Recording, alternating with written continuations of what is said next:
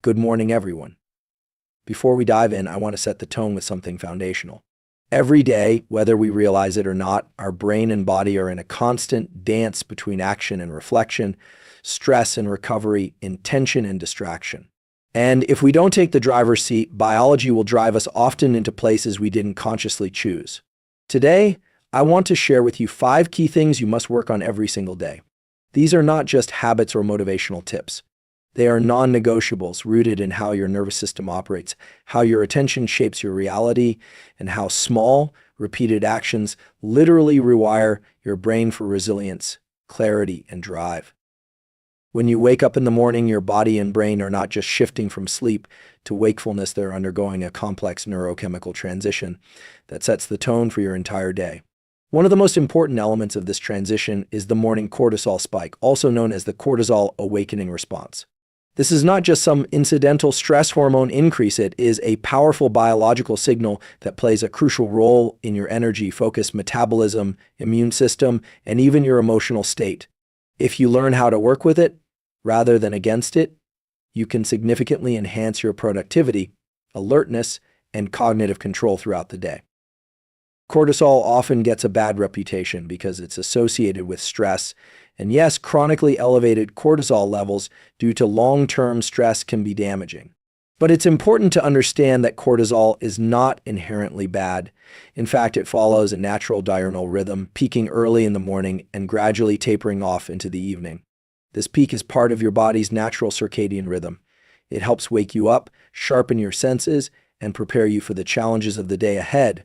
The problem is not cortisol itself, it's cortisol mismanagement, and that usually happens when we don't give our biology the cues it's looking for. One of the most effective ways to align yourself with this natural cortisol spike is by getting bright light exposure, ideally sunlight, within the first 30 to 60 minutes after waking up. This isn't just a vague wellness suggestion. The retinal ganglion cells in your eyes, particularly the melanopsin-containing cells, are deeply responsive to blue light. When exposed to natural sunlight, especially when it's low in the sky in the early morning, these cells send a signal to your suprachiasmatic nucleus, the master clock in your brain, which then sets in motion the release of cortisol. This rise in cortisol isn't chaotic, it's timed, precise, and necessary. It boosts your alertness, improves mood, and helps set a proper rhythm for all other hormonal systems in your body. What many people do, unfortunately, is undermine this process by staying indoors with artificial lighting or immediately reaching for their phone.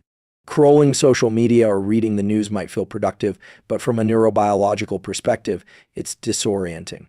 Artificial light, especially when it lacks the full spectrum of natural sunlight, does not stimulate the same biological responses. You miss that spike in alertness, that sharpening of attention. Your internal clock starts to drift. Over days and weeks, this dysregulation can lead to sleep problems, afternoon fatigue, mood volatility, and even compromised immune function. Hydration and movement also play a key role here. After 6 to 8 hours of sleep, your body is naturally dehydrated. Rehydrating, preferably with electrolytes and water, helps your cells regain optimal function. In addition, engaging in even light physical movement early in the day, such as a walk, stretching, or bodyweight exercises, amplifies the cortisol rise and helps signal to your system that it's time to mobilize energy. These small behavioral cues compound to give your nervous system a very clear message: it's time to be awake, alert, and ready to focus. Caffeine is another factor that intertwines with this process, but it has to be timed properly. Drinking coffee immediately upon waking may seem like a normal habit, but neurochemically, it can interfere with adenosine clearance. Adenosine is a molecule that builds up during wakefulness and makes you feel sleepy. When you wake up, adenosine levels are still high, and while caffeine temporarily blocks the adenosine receptors, it doesn't actually remove the adenosine. As the caffeine wears off, that adenosine rushes back in, creating a crash. Waiting 90 to 120 minutes after waking before consuming caffeine allows your body to naturally clear adenosine and makes the stimulant far more effective later on. It also supports a more stable cortisol rhythm. The point here is not to memorize a list of biohacks, but to understand that your brain and body are constantly asking, is it day or is it night? Should I be alert or should I be winding down? If you want to perform at your best mentally, physically, and emotionally, you need to be the one sending those signals intentionally.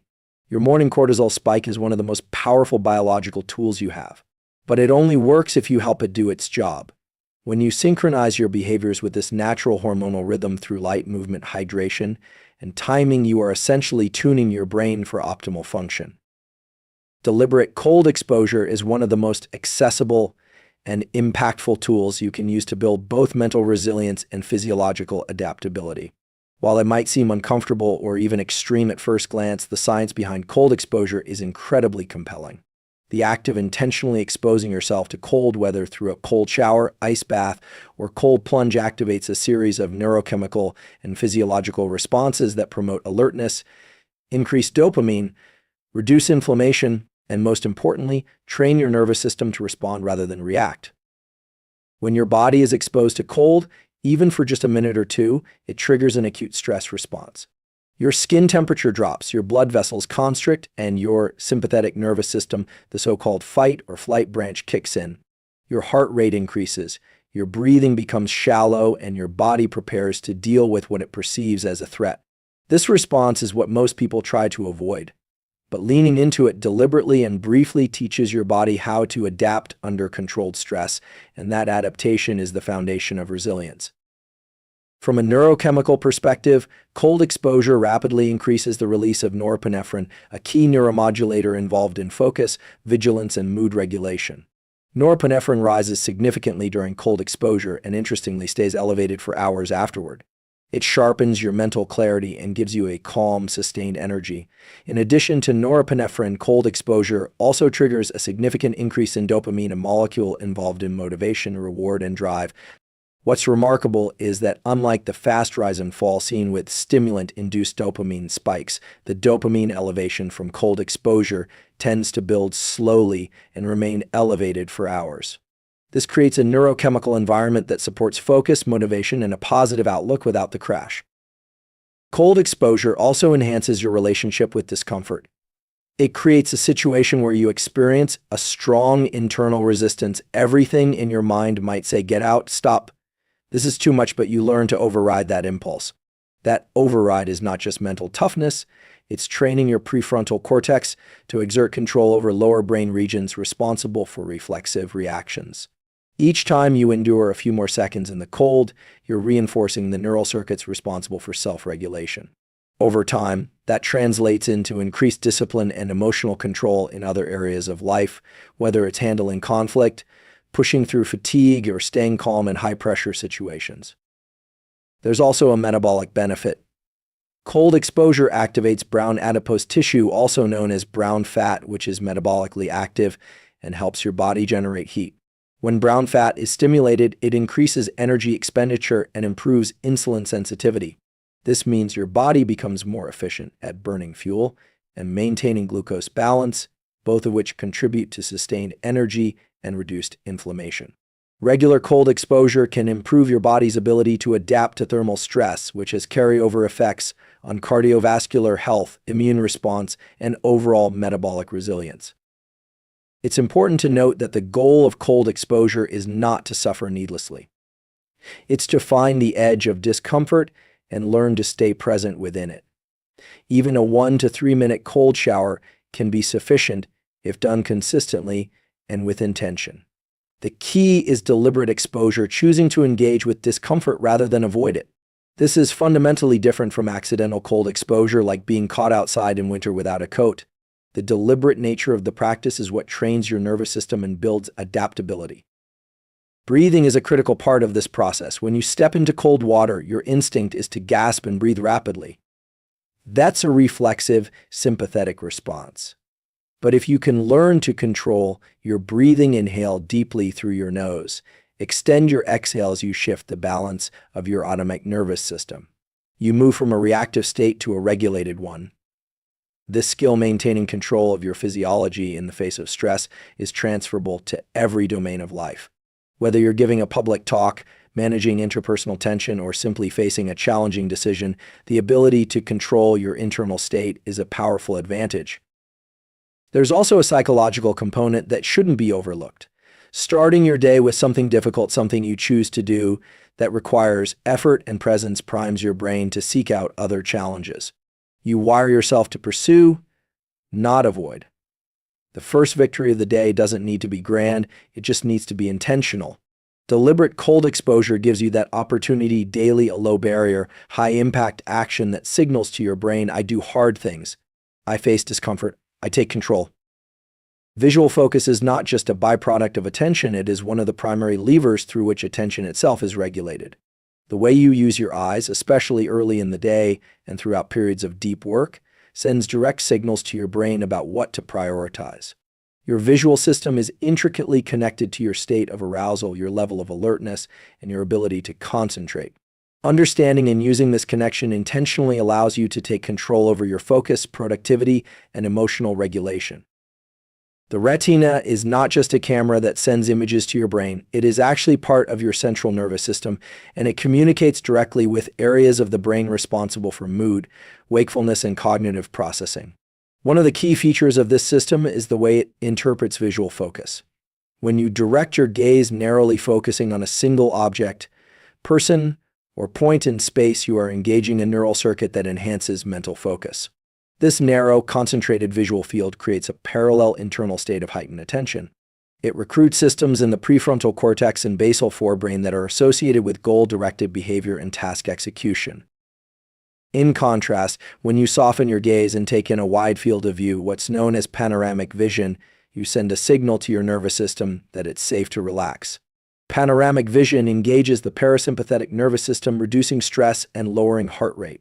This is useful when you're trying to wind down, but if you're trying to focus and get work done, it sends the wrong signal. That's why people who attempt to work in a visually chaotic environment or constantly shift their gaze between multiple screens and devices often struggle to maintain sustained attention. Their visual system is fragmented, and so their attention is too. If you want to build better mental focus, you have to train visual focus first. This doesn't mean staring intensely or straining your eyes. It means learning to stabilize your gaze and keep your visual attention on a single target for extended periods of time. This act, simple as it sounds, has profound effects on the way your brain prioritizes information. You begin to filter out distractions more efficiently, increase your working memory capacity, and maintain a higher threshold for mental fatigue. There are also implications here for task switching and deep work. Every time you shift your visual attention, especially rapidly, you pay cognitive cost. Your brain has to reorient itself, re-engage working memory, and suppress irrelevant stimuli. This is part of why multitasking is so inefficient, not just because it divides attention, but because it scatters visual focus. If you want to enter a deep state of cognitive engagement, you have to reduce visual clutter, minimize saccades, those rapid eye movements from one point to another, and anchor your gaze on a consistent target. This creates coherence in your neural processing and sets the stage for flow. Using your visual system intentionally also affects your internal state. For example, when you're feeling overwhelmed or anxious, your pupils dilate, your breathing speeds up, and your visual field narrows reactively. This is a classic stress response. But by consciously expanding your field of view, stepping outside, looking at the horizon, or deliberately widening your gaze, you can downshift your arousal and bring your system back into balance. This top-down regulation is powerful. It gives you control over your physiological state through a bottom-up mechanism, your eyes. Another effective technique is visual anchoring during mentally demanding tasks. If you're writing, reading, coding, or analyzing data, pick a stable point near your screen or workspace that you can return your gaze to when your attention drifts. This practice recenters your focus and helps prevent cognitive fatigue. Over time, this kind of training creates stronger neural pathways for sustained attention and reduces the default tendency to get distracted by irrelevant stimuli. Even physical posture and head position matter. When your head is upright and your eyes are forward, your system is aligned for alertness and engagement.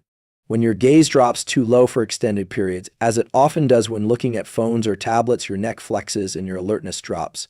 This isn't just about ergonomics, it's about maintaining an optimal state for brain function. Elevating your gaze slightly above eye level, especially when looking at a computer screen, maintains a state of heightened vigilance and engagement. Your ability to focus is not just about willpower or discipline. It's about creating the right conditions for your brain to do its best work.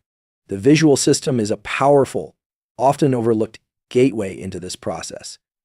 By learning how to direct your eyes, when to narrow your focus, when to relax it, and how to stabilize it. You take control of your cognitive environment from the ground up.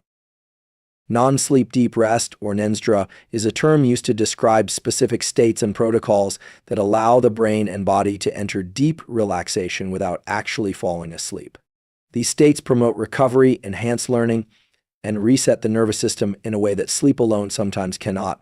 While it might sound like a passive or secondary practice, Nenstra is increasingly recognized by neuroscientists as a core tool for improving mental clarity, emotional regulation, and neuroplasticity, the brain's ability to rewire and adapt. At its foundation, Nenstra involves shifting the body into a parasympathetic state. This is the rest and digest branch of the autonomic nervous system, as opposed to the fight or flight sympathetic state that dominates much of the waking day. During Nenstra, heart rate slows, cortisol drops, respiration deepens, and the brain transitions into slower wave activity, particularly in the theta and alpha bands. These brainwave patterns are associated with creativity, calm, and heightened internal awareness.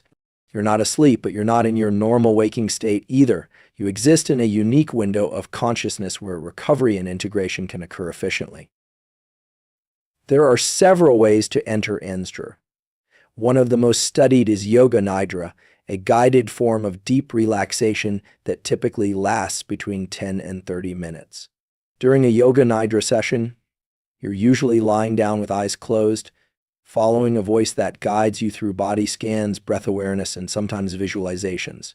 This process systematically disengages motor planning areas of the brain and activates networks associated with interoception, your internal sense of bodily state. As your attention is directed inward, the cognitive load of external processing diminishes, giving your brain the opportunity to recalibrate. Another effective Nenstra method is certain styles of hypnosis, particularly self-directed or audio-guided sessions designed to promote calm focus and nervous system downregulation. These sessions are not about giving up control, but rather entering a focused, highly suggestible state that promotes relaxation and resets the system. Research has shown that even brief periods of such hypnosis can reduce cortisol, improve memory consolidation, and increase readiness for performance in both cognitive and physical tasks. What makes Nenstra especially powerful is its ability to recover cognitive energy in a very short amount of time. A 10 to 20-minute Nenstra protocol in the middle of the day can replenish focus in the same way that a full sleep cycle might, but without the grogginess or time commitment. It does this by allowing the default mode network, a brain network active during rest and self-referential thought, to run uninterrupted, which is crucial for problem-solving, insight generation, and emotional processing. This is also the state where the brain consolidates learning and connects dots between disparate pieces of information. Nenstra is particularly useful when learning new skills or taking on cognitively demanding tasks. When you focus intensely, such as when studying or practicing something new, you're creating temporary connections between neurons. But those connections are fragile. It's only during rest, particularly deep rest, that those connections are stabilized and turned into long-term pathways. Nenstra protocols inserted after learning sessions can dramatically improve retention and performance. This effect has been supported by studies showing enhanced motor learning and memory recall when Nenstra is used post-practice. There's also an emotional regulation benefit. When people experience stress, anxiety, or overwhelm, their sympathetic nervous system dominates, often leading to chronic tension, poor sleep, and mental fatigue. Nenstra helps break this cycle. It trains the nervous system to switch gears, to go from high alert to calm, even during the day. Over time, the ability to access Nenstra states becomes more automatic. You begin to develop what's called autonomic flexibility, the ability to shift quickly and efficiently between high performance and deep rest states. This is a hallmark of psychological resilience and physiological health. Nenstra can be used reactively to recover after stress, or proactively as a daily reset that prevents burnout and maintains high performance. The best times to practice are typically mid-morning or mid-afternoon, when natural dips in alertness occur. These dips are not signs of laziness or dysfunction, they are part of your circadian rhythm. Instead of fighting through them with caffeine or stimulation, using that time for Nenstra honors your biology and boosts the quality of your second wind. Even just lying down in a dark room, eyes closed, with slow nasal breathing and a clear intention not to sleep, can create a Nenstra effect. Apps and recordings can help guide the process, but the real power lies in the regular practice. Over time, your nervous system begins to recognize this state and drops into it more quickly. You're not just relaxing, you're rewiring. Dopamine is one of the most misunderstood molecules in the human brain and body. Most people associate it with pleasure or reward, assuming it is released only when something enjoyable happens. But the neuroscience tells a different story. Dopamine is not about reward itself, it's about the anticipation of reward. It's the molecule that drives you to act, to pursue, to seek. It is fundamentally tied to motivation, craving, and the sense of effort being worthwhile. Understanding how to regulate and use dopamine effectively can shift how you approach work, relationships, learning, and even discomfort. Dopamine operates in what's known as the mesolimbic pathway, a circuit that extends from the ventral tegmental area of the brainstem to regions like the nucleus accumbens and prefrontal cortex. When dopamine levels rise in this pathway, it creates a signal that says, "This is important, keep going."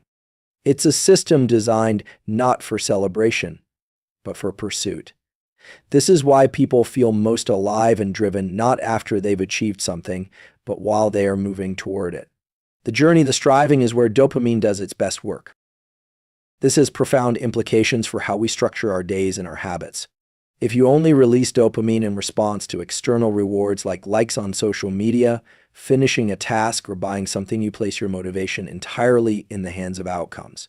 But if you learn to access dopamine from the process itself, by linking it to effort and progress, you create a renewable source of drive.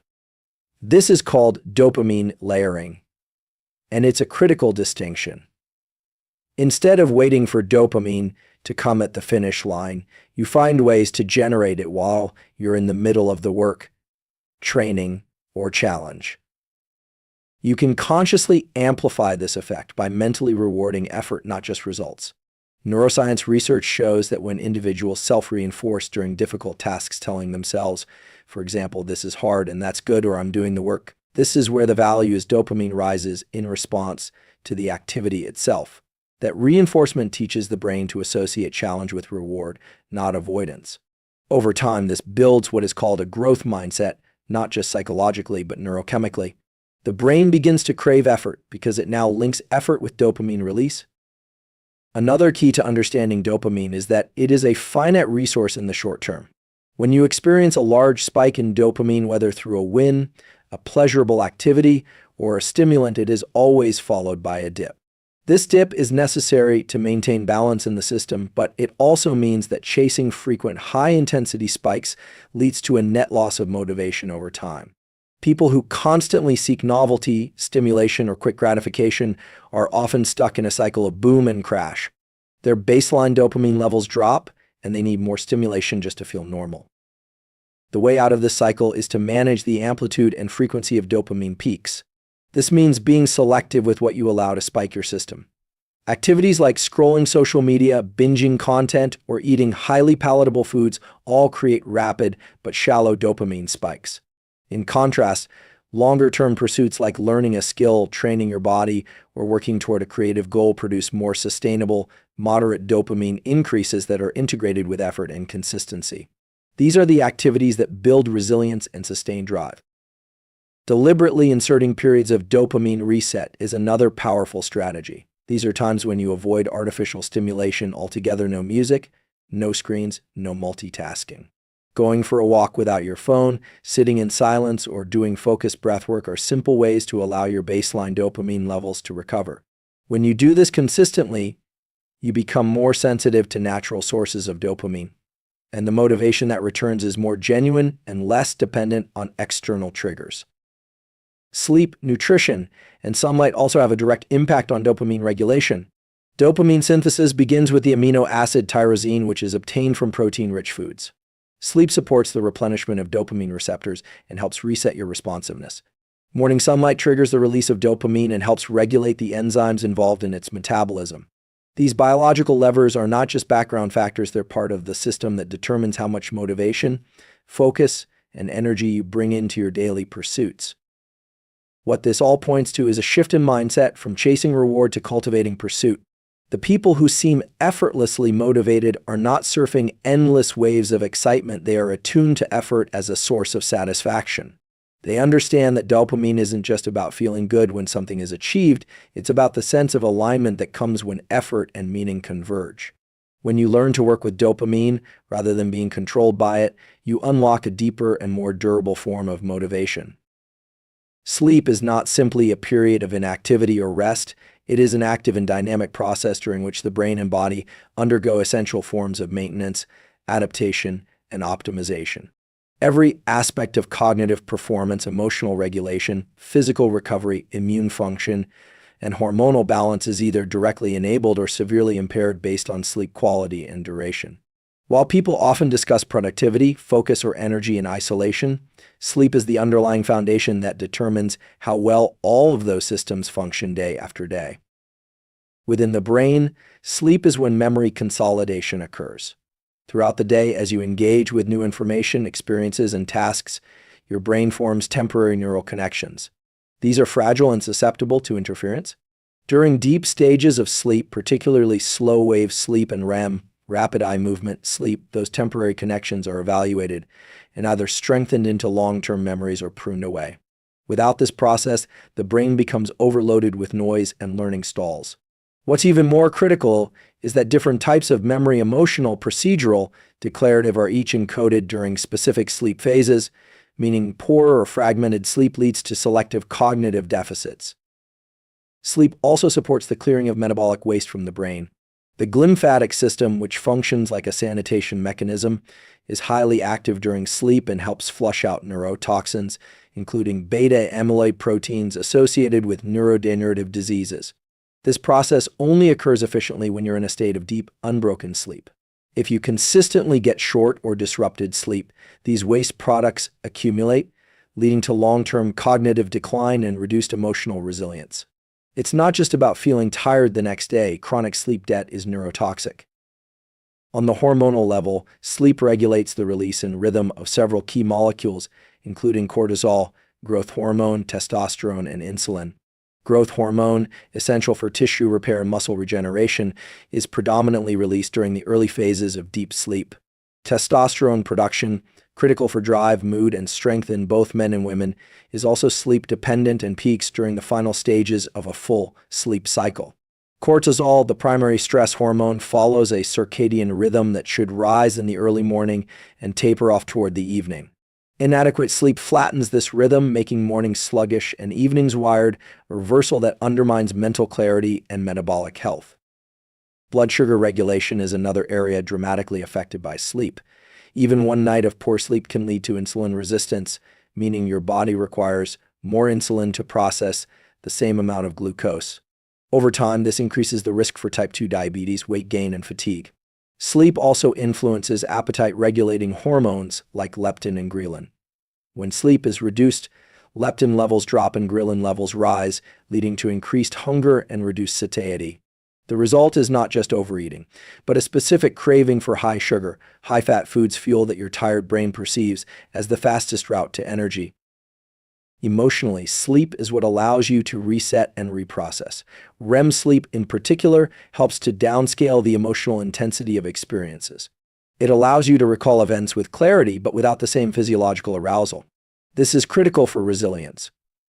People who sleep well are better able to regulate mood, adapt to stress, and make sound decisions under pressure. On the flip side, sleep deprivation is strongly linked to anxiety, depression, irritability, and impulsive behavior. Your ability to respond rather than react is directly tied to the integrity of your sleep. Circadian rhythm plays a central role in determining sleep quality. Your body's internal clock is influenced primarily by light exposure, especially natural light early in the day. Morning sunlight helps anchor your circadian rhythm, boosts cortisol appropriately, and sets a timer for melatonin release in the evening. Artificial light, especially from screens, can disrupt this cycle. Blue light suppresses melatonin, delaying sleep onset and reducing deep sleep quality. The timing of meals, exercise, and social interaction also feeds back into your circadian system. When you live out of sync with your biology, staying up late, eating erratically, or working under artificial lights, you fragment your sleep architecture, even if you're technically in bed for 8 hours. Even the architecture of sleep itself is layered and structured. A healthy sleep cycle alternates between non-REM and REM sleep in roughly 90-minute intervals. The early part of the night is dominated by slow-wave sleep, crucial for physical repair and immune function, while the latter half is richer in REM sleep, where emotional and cognitive processing occurs. Interrupting this cycle through alarms, caffeine too late in the day, or stress-induced wakefulness disrupts the balance and weakens the restorative effects of sleep as a whole. Creating consistent sleep hygiene habits is one of the simplest yet most transformative changes you can make. This includes regular sleep and wake times, reducing screen exposure at night, managing room temperature and darkness, and avoiding stimulants late in the day. These are not simply behavioral suggestions, they are biological signals that cue your brain and body into the right neurochemical and physiological state for deep, restorative sleep.